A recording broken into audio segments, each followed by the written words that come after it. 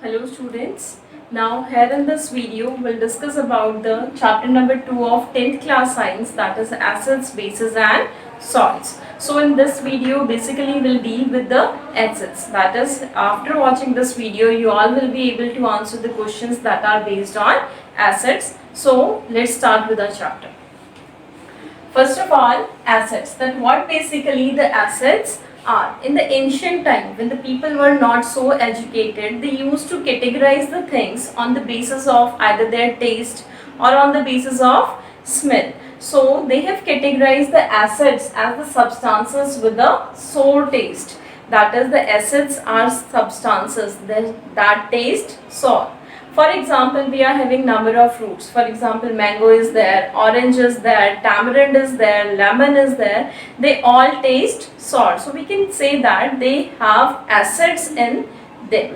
Now the type of acid that can vary. So we can say that the substances with sour taste, that is acids. For example, lemon juice, vinegar, curd, they taste sour.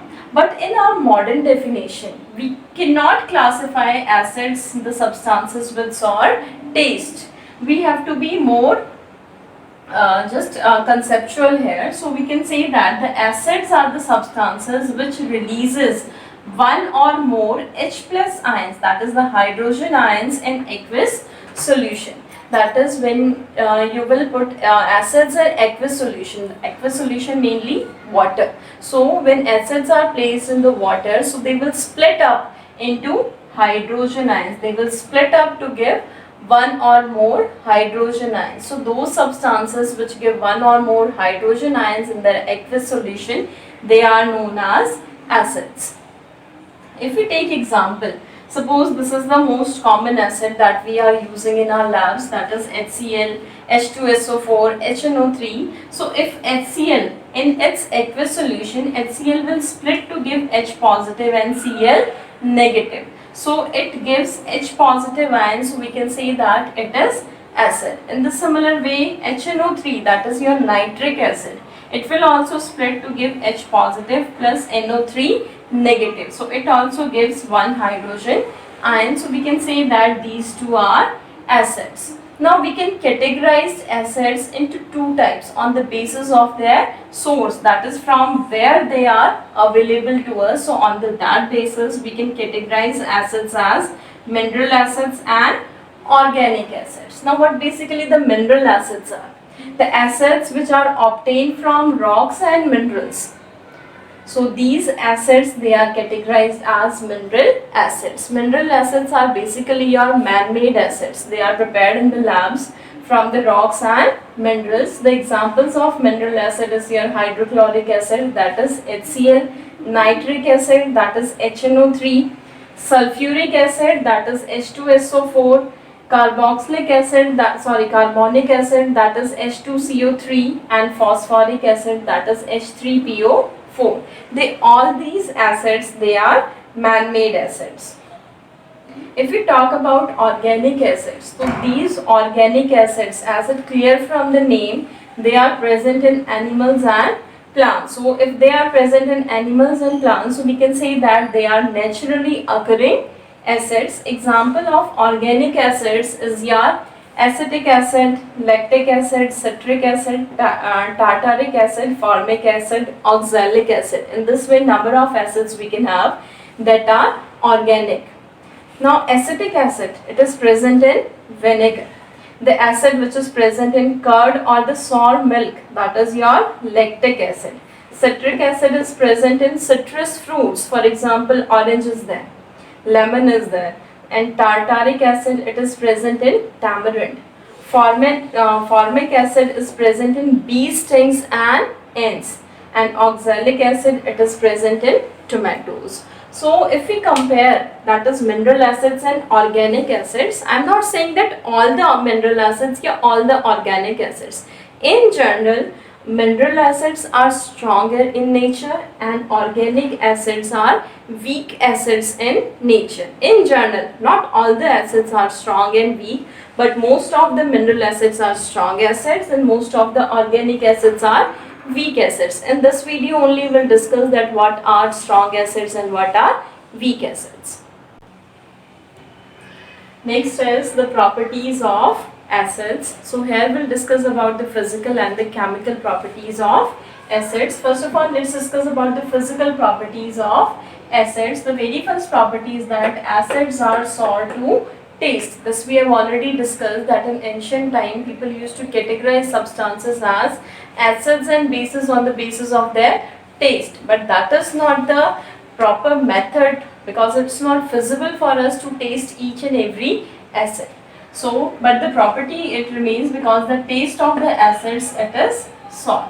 Second thing, they are highly corrosive. Highly corrosive means that acids can cause severe burns on the skin, and acids can eat up the materials like wood, stone, stone structures, etc. These acids can eat up those structures, so because of which they are said to be corrosive in nature. Next one is aqueous solution of acids that conduct electricity. This also in detail we'll discuss in the same video. Next is the chemical properties of acids. The very first property is the action on litmus. This we have already studied in our junior classes, that an acid that will turn blue litmus to red. Next is the action with metals. Acids react with metals to give salt and hydrogen gas. Let's consider one example. Now if we consider that sodium, if we react sodium with dilute hydrochloric acid, so on reaction, when acids and metals they will react, so they will form salt of the metal. So here the metal is sodium, so when sodium reacts with dilute hydrochloric acid, so it will form sodium chloride, that is a metal salt, and hydrogen gas will be evolved. Now the question arises that how we'll come to know whether the gas evolved is hydrogen or some other gas. So one measure is there for that. If you bring a burning candle near to the test tube in which this reaction is occurring, and if pop-up sound you heard, so this shows that the evolved gas here is your hydrogen. Next example is, suppose if you react zinc with sulfuric acid, so what you will get? Zinc sulfate plus hydrogen gas. So these are some of the examples when acids and metal they will react. Now because of the action of acids on metals, it is mostly advised that not to store curd or some food stuff which is having sour taste in metal containers. The reason is that because at that time the acid present in the food stuff will react with the metal to form poisonous metal salts, and that can lead to food poisoning or other harm to our health. Next is action with metal oxides. Acids they react with metal, also they will react with metal oxides also to give salt and water. And these type of reactions they are basically carried out upon heating. So when you will react acid with metal oxides, what will get? Salt. So let's consider one example. When you will react zinc oxide with hydrochloric acid, so what you will get? Salt. Salt of this metal, that is zinc, and Cl, that is zinc chloride, and water will be evolved. Next one is when magnesium oxide reacts with sulfuric acid. So what? So the main product is water. If you remove water, so what you left with?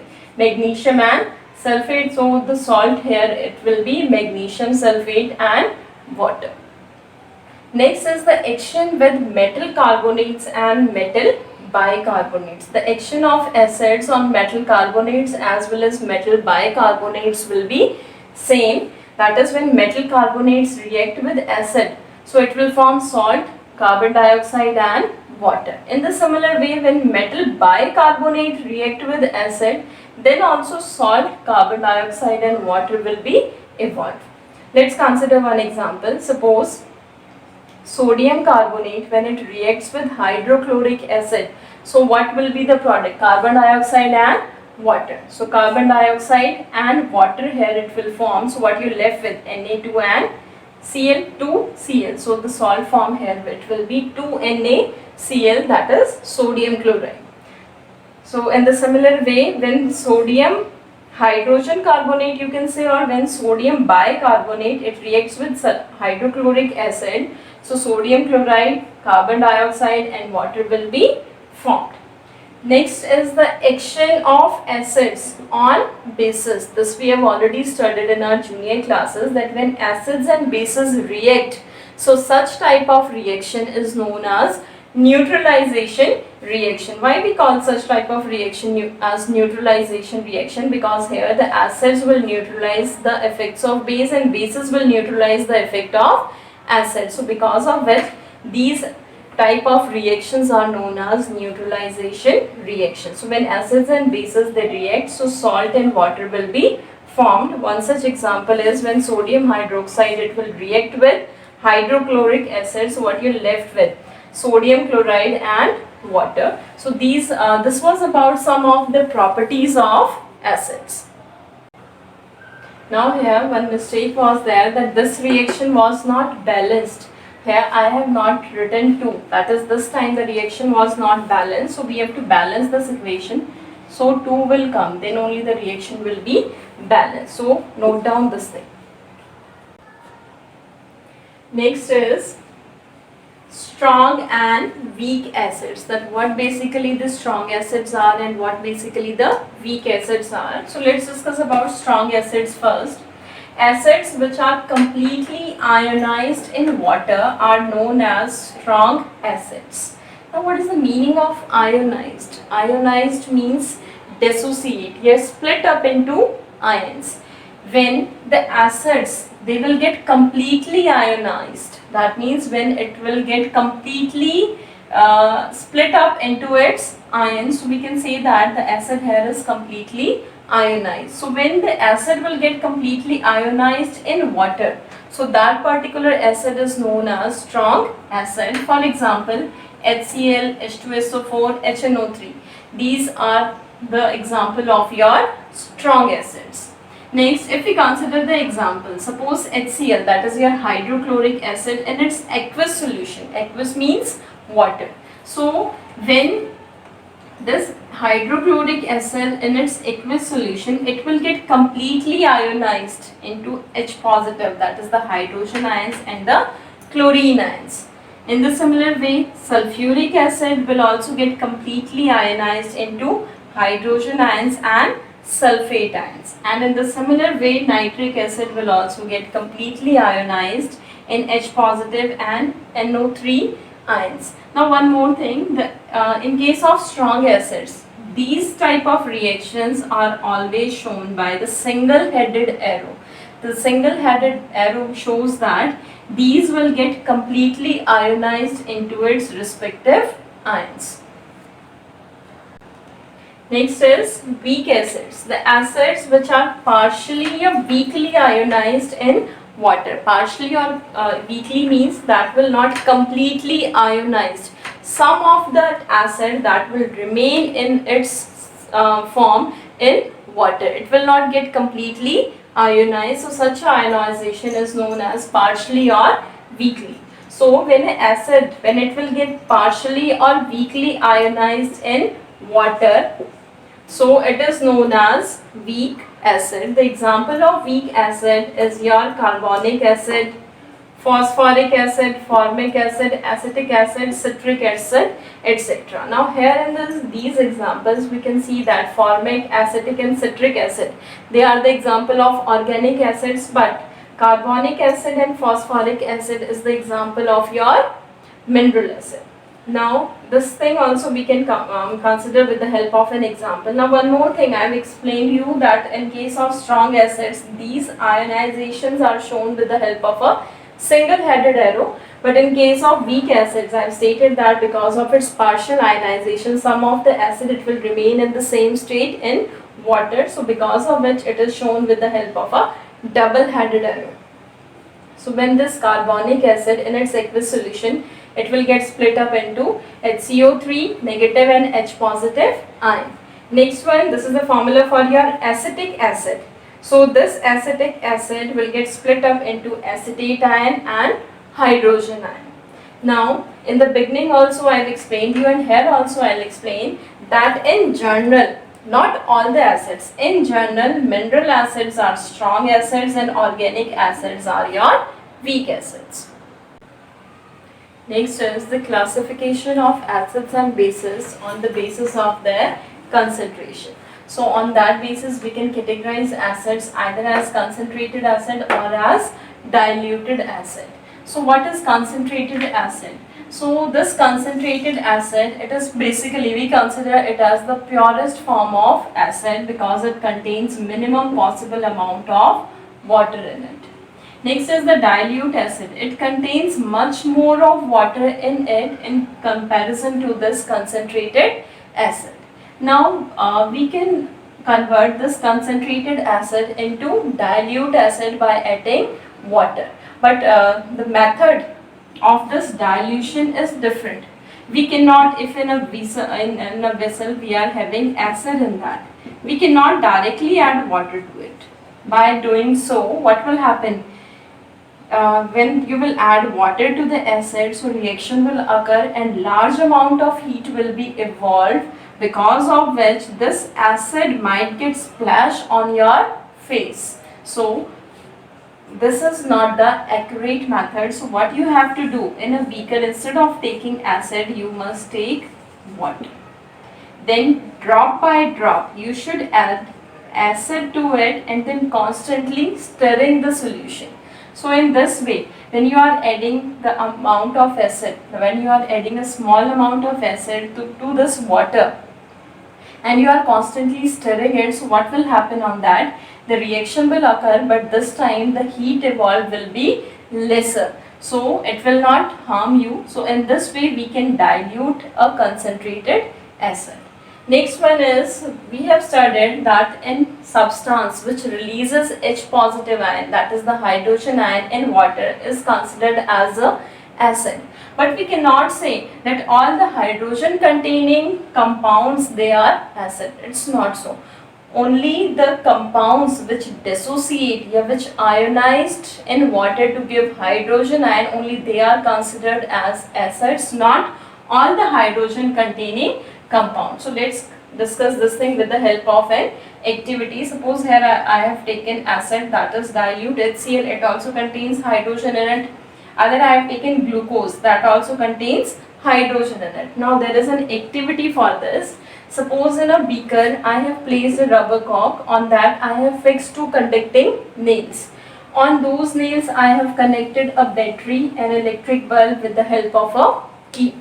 Now in the beginning I have filled this beaker with dilute hydrochloric acid. Now we know that hydrochloric acid is acid. So in its dilute solution, that means in its aqueous solution, it will get dissociate to give H positive and Cl negative ions. Now what we know, that for the electricity, free ions are required to conduct electricity. So this HCl will dissipate into H positive and Cl negative ions, because of which the current will flow and the bulb will glow. But if you will replace this solution, that is instead of HCl, if you will use glucose in this, then what will happen?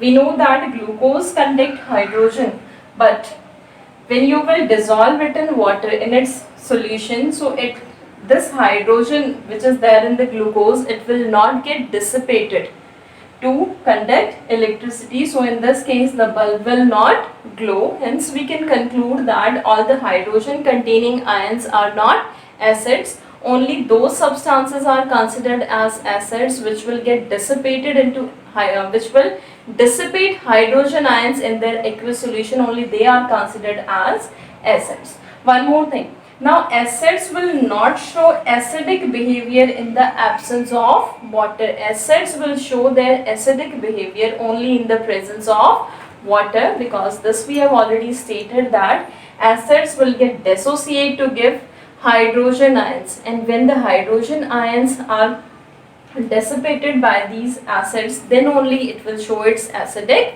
behavior. So this was about acids. In this video we discuss about acids. I hope that you understood the topics explained by me here in this video. In next video we'll discuss about bases and salts. So thank you.